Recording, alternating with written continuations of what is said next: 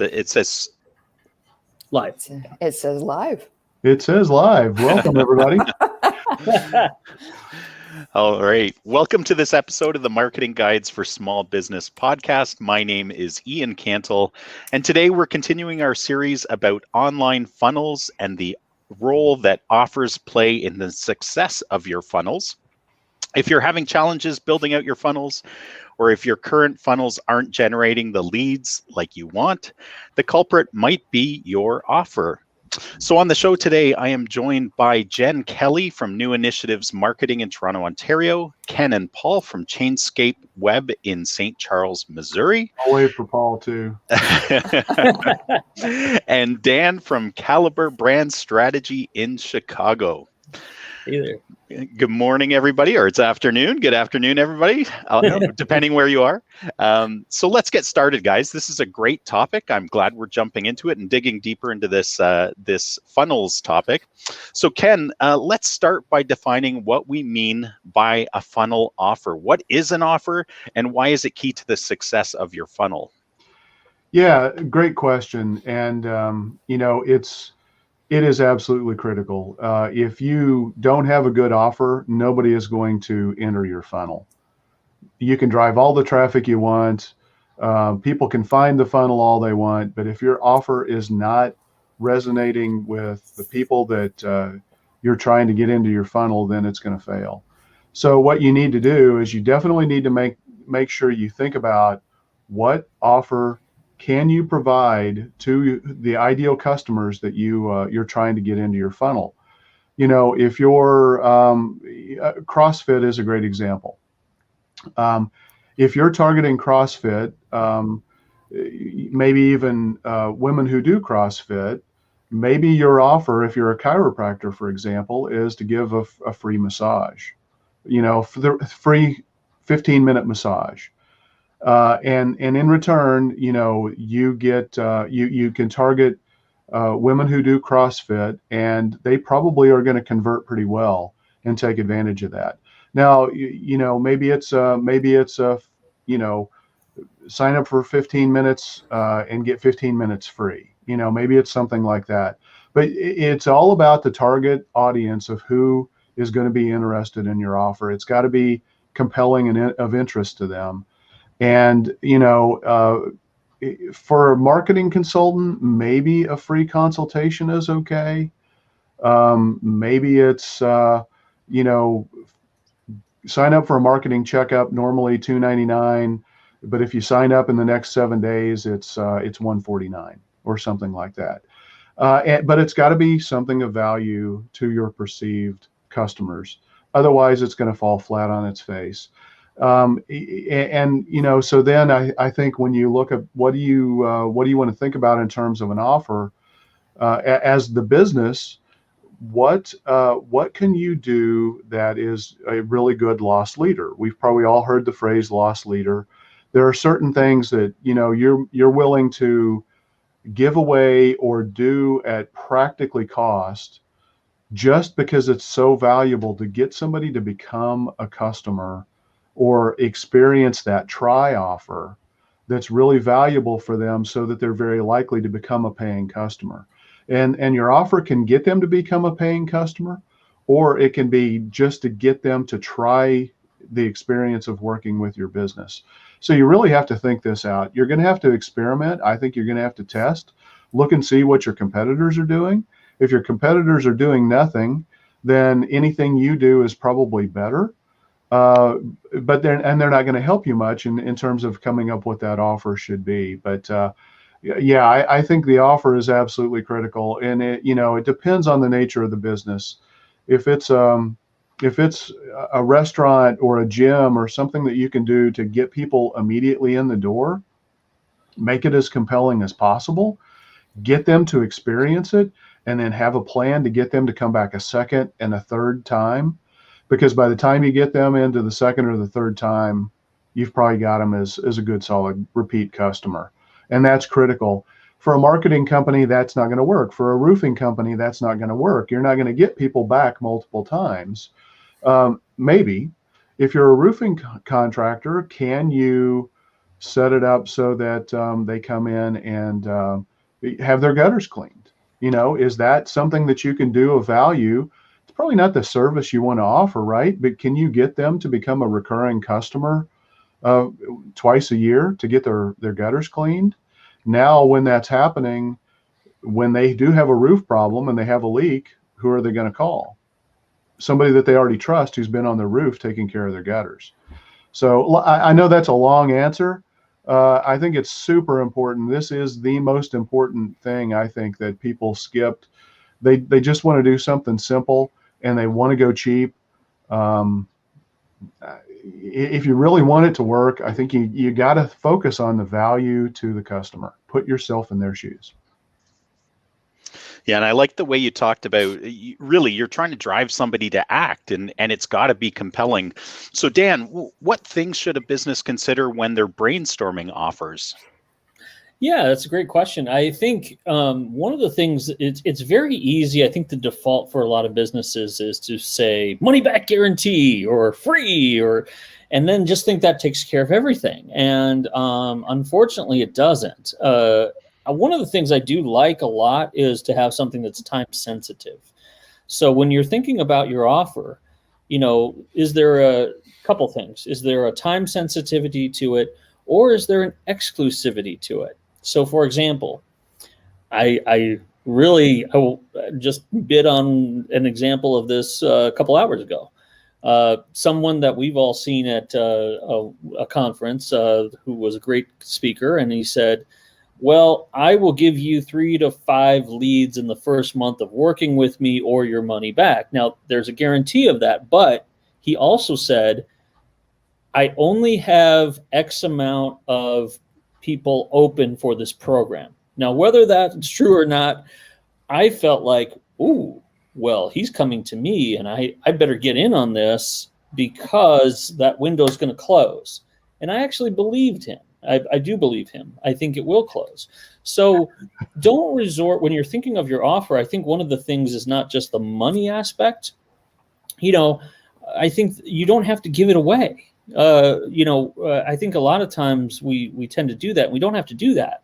Like, for example, what's your try before the buy offer that makes it easy for them to take a first step? Is it, let's say, some kind of assessment? Well, that might cost a whole lot normally, but now it's only whatever it is, dollars wise, but you still are charging for that. And that's a really good qualifier, because a lot of times free is not a good qualifier. It's just, oh, well, I'm a window shopping tire kicker, and that's not going to do it. But if I put out a little bit of money, then I'm invested. So think about that part of it. You actually may want to charge, and I usually say charge something. I don't care what it is, but charge something to make sure that they have an investment in it. And then think about what's the time sensitivity to it. It's not an open-ended, hey, whenever you get around to it, maybe you'd like to do this free thing. It's in the next 30 days, we are going to have this open for this amount of time, and only you among a very select number of people are getting this message. That makes me feel like I am exclusive. That makes me feel like I got something here that is special, and I'd better at least explore where it goes with a first conversation. So that's the only other thing I would say is, you're not trying to get them to bite. You don't have to get them to try and bite right then and there. And, if they're in our services with a complex sale, there's probably a discovery conversation that has to happen. But at the end of that discovery conversation, we're going to dance or we're not. And that's pretty much the way it goes. So Dan, you're talking about both time sensitivity, but also limited number maybe as well. I mean, you could do either or both, right? Yeah, these are the kind of variables I would encourage people to think about as they're coming up with their offer. Is it not just, giving it away for free? Because free is not as compelling as people think it is. Free is kind of like, oh, okay, well, it's always going to be around, so I can get to it when I want, and that doesn't do as much as people think. It's a lot more. It actually gives me value to know that something is $99, that there is something attached to it, and normally it might be $3.99, but it's only going to be this way for another 30 days. and it's only going to be offered to X amount of people. So again, I'm not saying that you have to do all of those variables, but think about those kinds of, criteria as you're thinking about it, because you can have that exclusivity if you want. Anything to help qualify these folks who come in the door versus just saying, hey, whoever wants this free thing, come on in. That's not going to help you qualify anybody. And I think we all understand as business owners that when you have skin in the game, if this person trying you out has skin in the game, they also have a reciprocal knowledge that you have a greater responsibility to deliver on something they've paid for, even if it's a smaller amount of money than on something free, right? It's just something we all understand. Yeah. I mean, it's feeling like you're going to fear of missing out. We've heard that phrase so many times, and I think FOMO.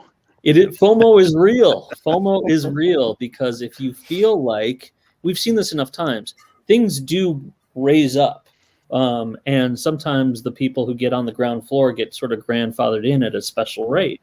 So you got that fear of missing out going on. It can work. It does work. It does work. Yes.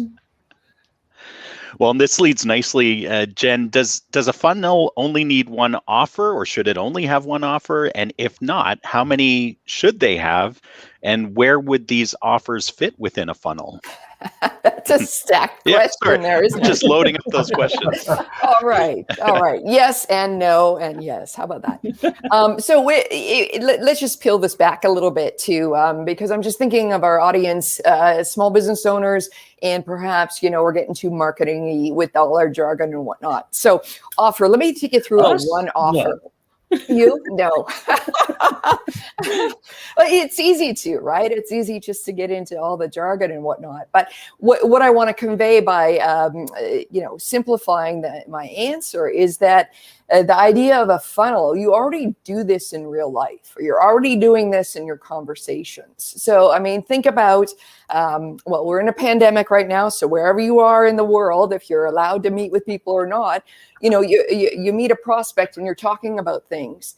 And then something comes up in the conversation and you may add something else into it. So, did you know about this strategy? Okay, well, it was mentioned in this book, right? In a natural conversation, you might go through and introduce one topic and then say, well, if you're interested in that, here's something else you should check out. So I want folks to think about that. That's exactly what's happening in a funnel where there's more than one offer. So in a funnel, there's one offer coming in.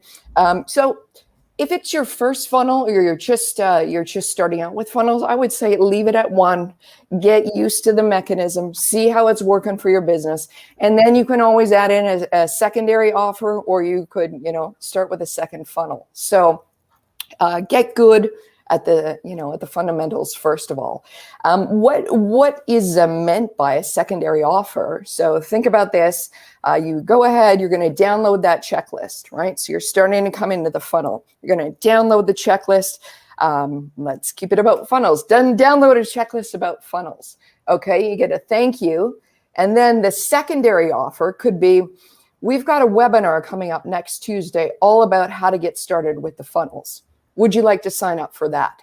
So that could be a secondary offer that is connected to the first offer, but is bringing the person along about, I was interested in funnels. I got my checklist. Maybe I should sign up for that webinar, and boom, you can do that as well. So there's an example of two offers in a funnel that are related. And in this example anyways, don't cost anything.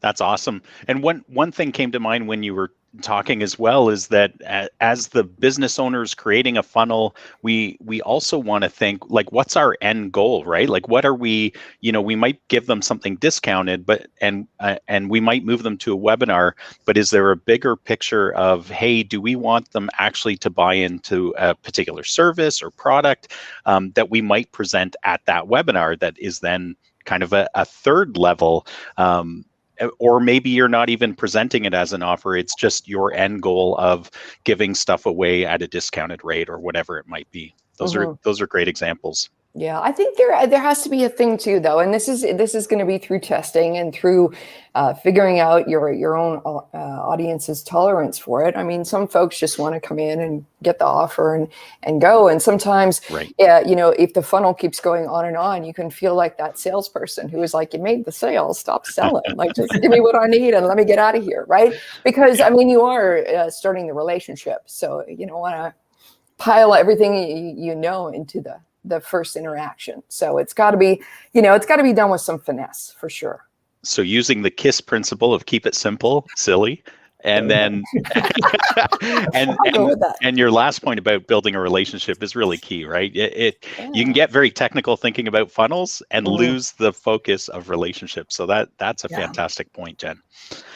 Hey, Paul, how do you know when your offer is working, and what are the best ways to track the success of your offer?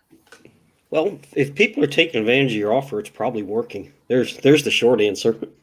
But that's actually a good question. It's how many people are taking advantage of the offer as opposed to how many people actually clicked to look at the offer. Mm-hmm. And that goes back to what you said about tracking. And if you drive them to a landing page and people take advantage of the offer, and it also depends on what your offer is. It could be an ebook download. It could be, a checklist. It could be a webinar.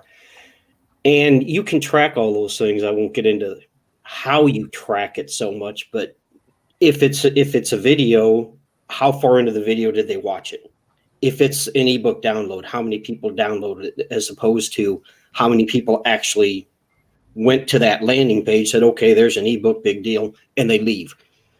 So it's really just about tracking how many people take advantage of that offer. And like I said, I mean, if people are taking advantage of your offer, then it's working. If they're not, then you need to, and there are things like something out there called Hotjar, where you can see what people are looking at and what they're doing on that landing page. And I was setting up, it was an AdWords campaign, and I was setting up forms on that landing page. And I actually it was the same form, but it was two different instances of the same form.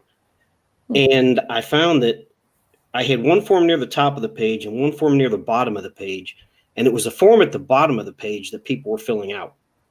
So that told me that people at the top, they wanted a little bit of information before they were willing to fill out that form or make a phone call.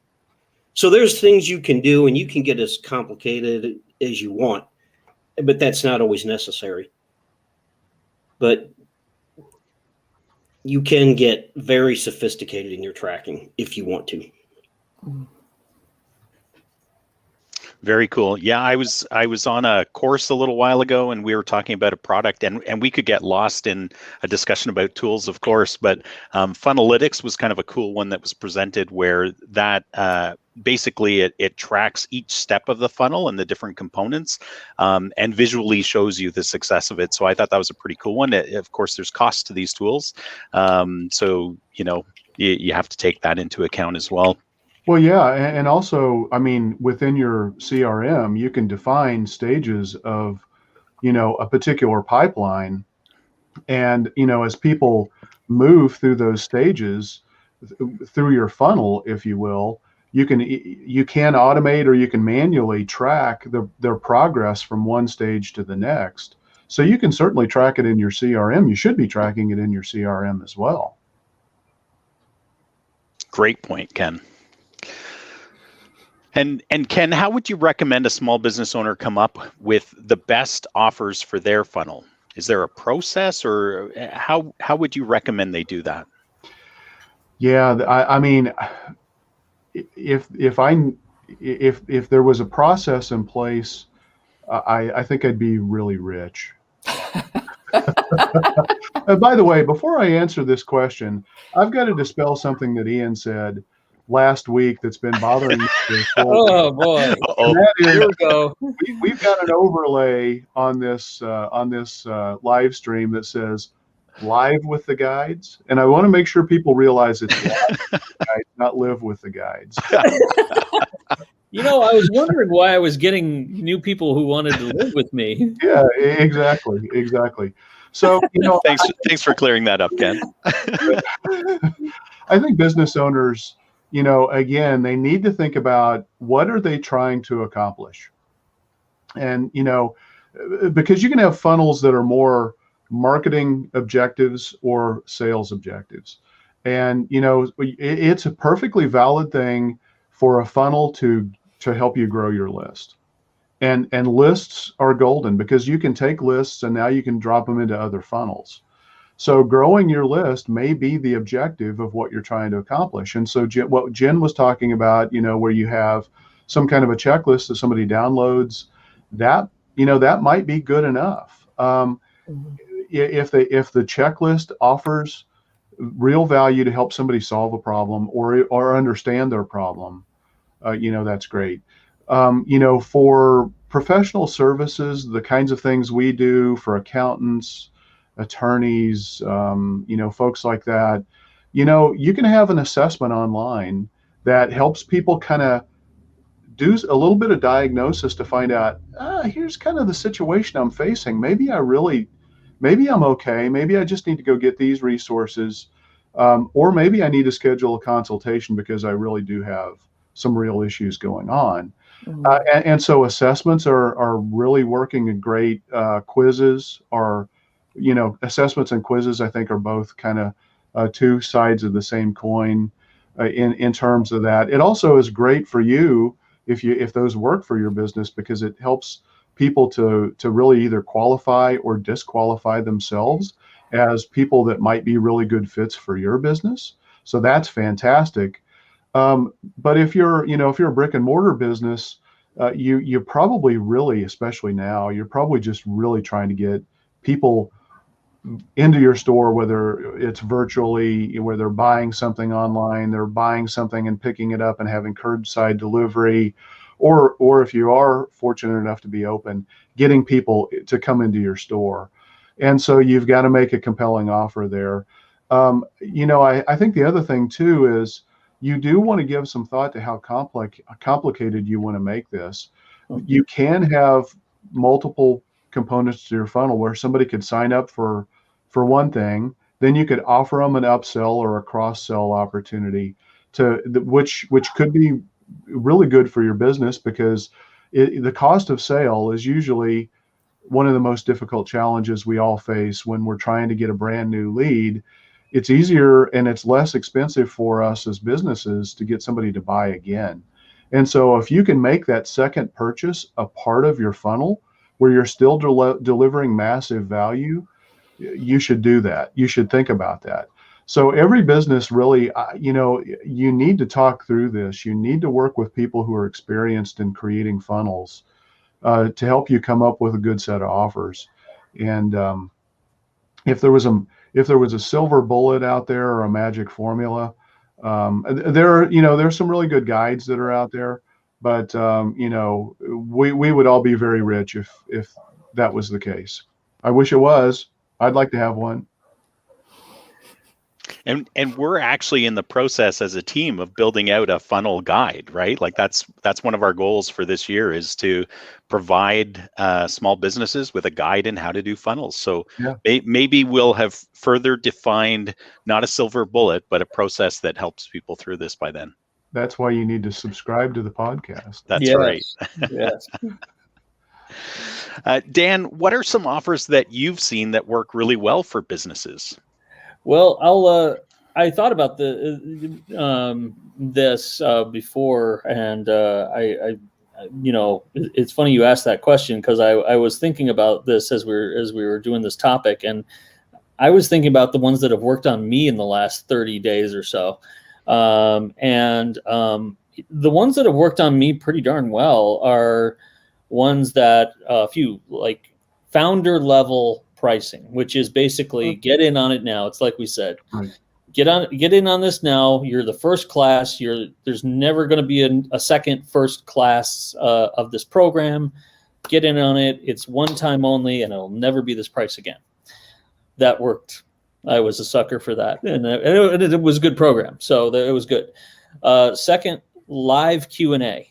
I'm going to get live access to you. Ooh, that's good. It's very tempting to do recorded stuff, but as we say, I mean, look at us. We're live right here. People can ask questions. It's nice. I mean, it's a really good thing to be accessible and have access to somebody who's an expert. So when you're live, I think that's really good. I think if it is one that worked on me was a book that I could absorb in the next 28 days. And all I have to do is spend 14 minutes listening to a recording on one chapter. That's not a big investment of my time. It only costs $60. And I said, sure, I've even read this book before, but I'm going to do that. Why not? And then I can use it. The other one that we've used, all of us have probably used, is for our strategy. I mean, one version of our strategy for all of us is basically that you can get a strategy for your brand in 3 weeks. There's a time sensitivity to that as far as, oh, that's all it takes? Sure. What do I have to pay for it? It's not free. It's not free. You pay for it, and then we qualify. And then finally, anything that is exclusive, like a club or a mastermind or anything like that, that gives me like-minded people versus walking into a room with, 100. I can really get some knowledge in a short period of time, and we're all going towards the same goal. These are all things that I think have worked well on me, and none of these things are free. All of these things are paid for. It's always been, though, a time sensitivity or a live access or some kind of exclusivity involved. That's what's worked really well. Anybody else have some examples they want to share? I'm sure we've all seen these, but... Oh yeah, it's early access is another great strategy. Buy now before the price goes up, kind of a thing. Always works really well. We've never offered it at this price, and we're never going to offer it again. I think when you are creating an offer, you always have to have some limit to it. It has to expire in a certain time, or there are only a certain number of them available. Otherwise, people might, unless there's just a really compelling need that they have immediately, they're not going to take that action. So you want to use that accelerant, if you will, of the exclusivity, the time limitation, the limited number of availabilities to drive your offer. Otherwise, if you just sit around and wait and you don't have those things and it's open-ended, you may not get the performance. And unless you're doing a list building strategy, that's the kind of thing that's just going to sit and run. Download our checklist. You're going to be, build your list by doing things like that. That's okay. But if you're really expecting sales and where people are becoming customers, you've got to put some kind of a constraint on the offer. Yeah, I liked your example too early on about the chiropractor who, instead of offering like a free massage, could offer like a half price one, or a 15 minutes free massage if you book a 15-minute massage, or something like that, where they're getting the person in. It is a try, but it's also a buy. I was reminded this week, I don't actively promote it a lot, but I, through my business, and maybe you guys do the same thing, offer a free website review. And so we do a limited number of those a month because they do take our time and our expertise. But, I just did one the other day, and it was a fantastic relationship building try opportunity with a prospective person that looks like they may become a client of mine. And so that, to me, just, as you guys have been talking, it just reinforces the value of really understanding what could be of value to people. How do you prove value before they buy, or through a micropayment of some kind? And that's, you just reminded me something, Ian, of an example of that these things don't have to cost a lot of money that people do for the investment. But many of us have used this tool called Loom, which is a video recording for ourselves. Well, that was the only level they ever did for a long time. And then they came out with this Loom Pro. Well, Loom Pro was like, it wasn't anything, it was $10, but they didn't have it open. They just kind of put it out there for a few months to say, hey, this is coming, get on our wait list now. Well, people I don't know, some people I know were beating down the door to try, because we knew what the features were. So if you put the features out there, it's going to have A, B, C, D, and E. Get on the wait list now, so that, you know, we're going to start inviting people in gradually, not open the doors all at once. I think that's kind of what you're even seeing now with Clubhouse, whether it's good or bad. There is that thing of, well, some people have invites and some people don't, so make sure that you're on the list. So that's a good lead capture kind of thing that you might explore. Value in advance, you know. I mean, we talk about it, you know, a lot of people think that you just create web content and people are going to sign up and, you know, become a customer right away. You've got to give them value. You've got to give them a reason to be interested in your business. The reality is people now have control over the sales process. You know, it didn't used to be that they didn't have nearly as much control, but they now have full control. They go out, they can research their own companies. They can, you know, find different resources. They can, you know, check out social media. They can do Google searches. They can do a variety of, they can listen to podcasts like this if it's relevant. You've got to give them value if you're going to want to be in that game. Yeah. A question just popped up in my mind related to offers. And I'm hesitant to ask this, Dan, because, you know, it might be a soapbox opportunity for you. But for our listeners, Dan, if you don't know already, Dan is an exceptional content creator, copywriter extraordinaire. And one thing we haven't really touched on, and I'm sure we'll get into this later as it applies to the full funnel in another podcast, but related to the offer itself, how important is the actual copywriting of that? Is that an important factor? Yes, I think it's always going to be an important factor, because if something feels, you know, like you're not excited about it, then they're not going to be excited about it. So, for example, one of the things that I think that is often written, let's say by financial folks, the big default offer usually is, bring us your statements and we'll be glad to compare it to other people. Well, how can you get really that excited about that anyway? That's like an offer that everybody else and their sister does. So that's not really like anything you can get excited about in your content and your writing about it. I don't care what it is. So yes, the offer still has to be great and unique in its own right, which then usually feeds into the, you know, the conversational quality about it.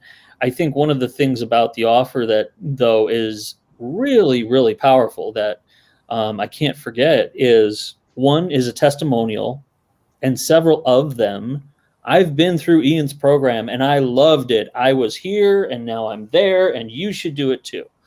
That's always good. And if I see enough of those that resonate with me, that's a good one. But if I don't have that and it's just, well, here's another thing that's like everybody else is offering, then the copywriting is going to be reflected in it. It's going to be boring, it's going to be dry, and it's just going to lay there. And you can't have that. You can't have that and expect somebody to part with their dollars and time for it. You know, what makes it unique, what makes it different. So I do think you have to definitely have a little bit of show us your features, show us your proof points, your testimonials. Things like that are all part of the offer. So you don't have to make it this bite-sized thing that's meaningless.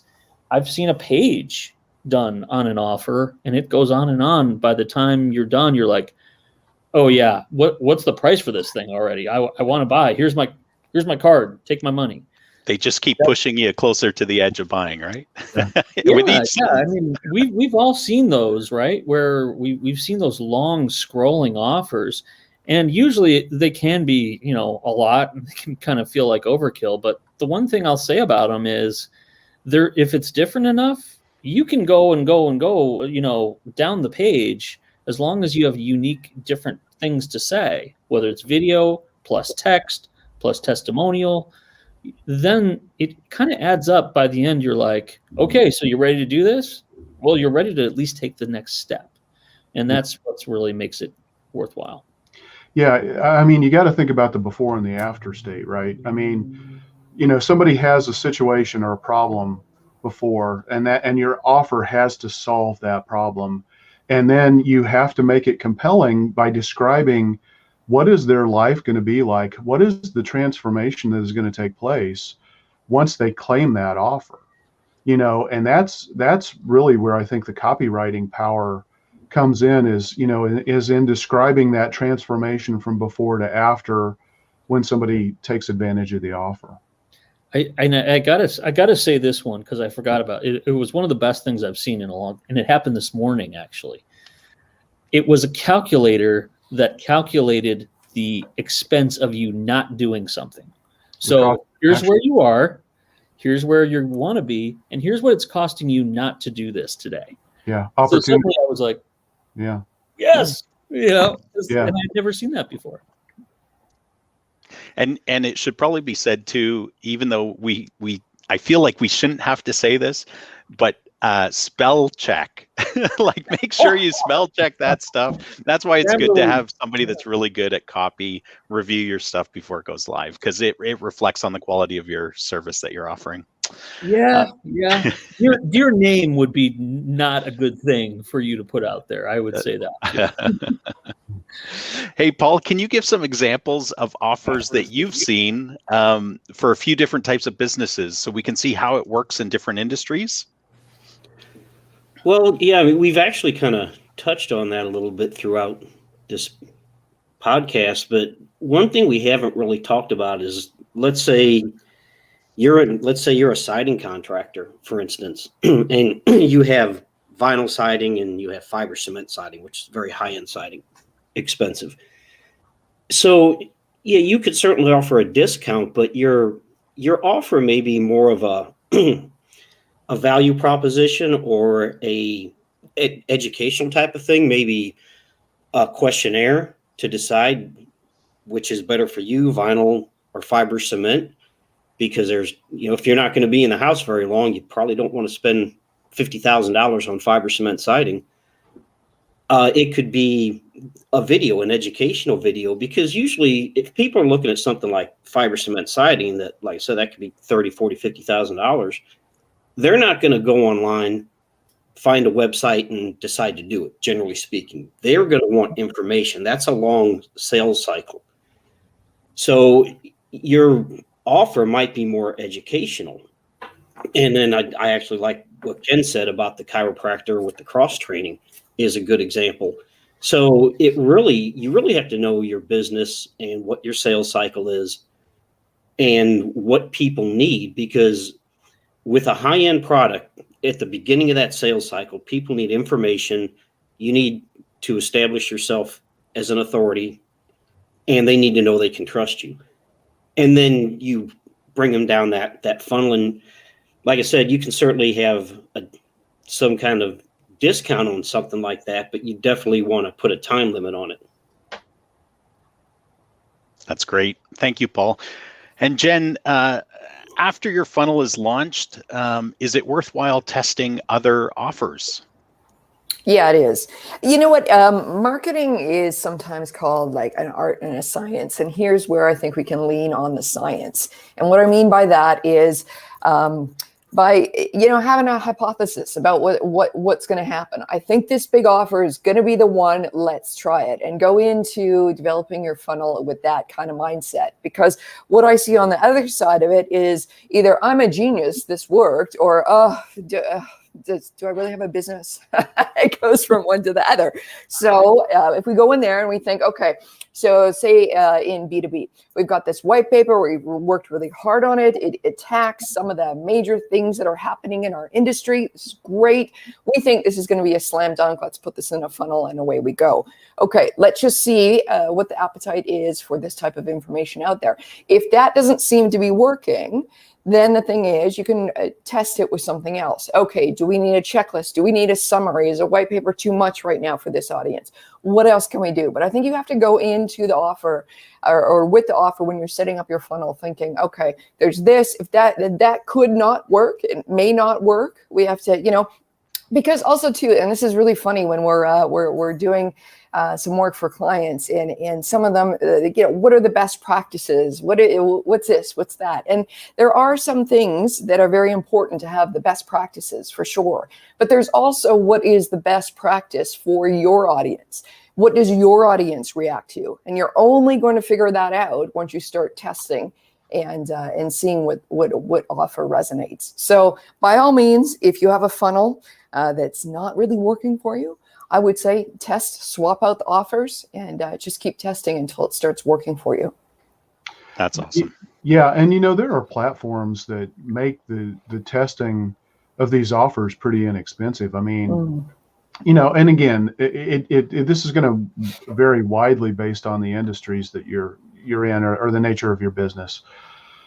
I think about a restaurant. I mean, one of the best ways to test offers is if you have a text message marketing program, a real one where you're getting people legitimately opting in.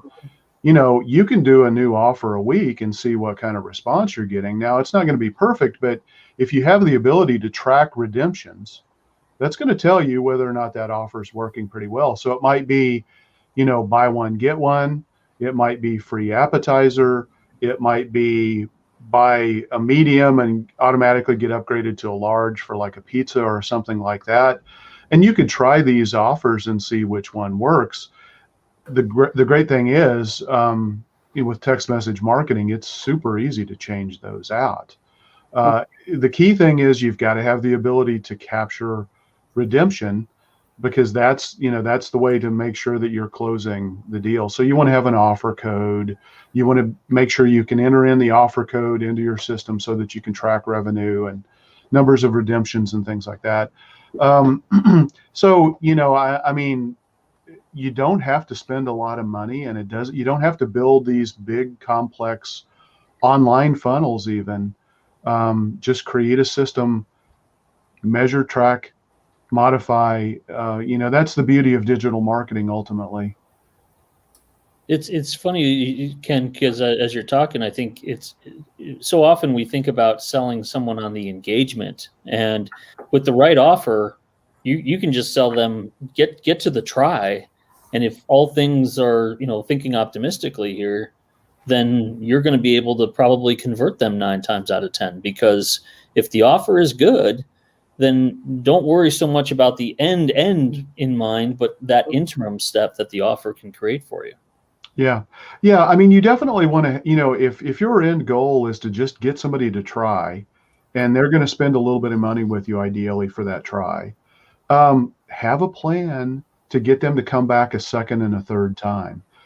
So that it may not be necessarily integrated into the existing part of the funnel, but you've got to capture enough information from them during that experience to where, and be prepared to take those actions, whether it's setting up another funnel or whether it's reaching out and going old school and giving them a phone call and giving them a reason to come back again. And the great thing is you can automate a lot of this, but have that plan, because otherwise that's where Groupon, I think, fails too many businesses. The objective is literally just to get somebody in the door, and then they get this ridiculous deal. Great. What next? And so, part of the challenge is that people literally will go from one Groupon company to the next, chasing the offer with no brand loyalty. And that's sad. I mean, that can destroy a business. Yeah, you want to make sure you're investing wisely in what you're presenting to people. And this is probably a great place to wrap up, guys. Thanks for guiding our listeners on this important topic of offers for their funnels.